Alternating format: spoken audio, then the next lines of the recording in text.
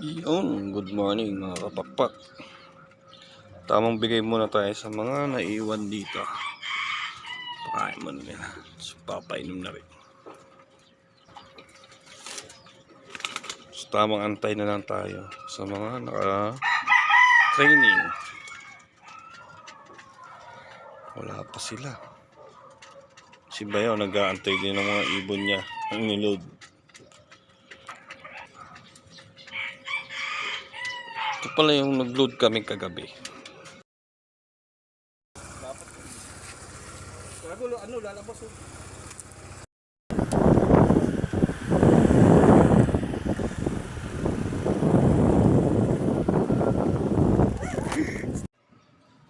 Yun mga kapakpak.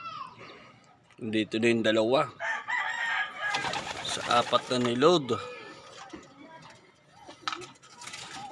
At tatlo pala sila. Bali tatlo na pala sila nakauwi. Galing Pagbilao. Wala pa yung isa.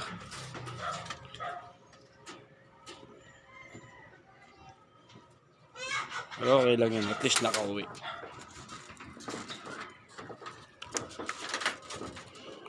Ganito na lang mga kapakpak. Maraming salamat sa panonood.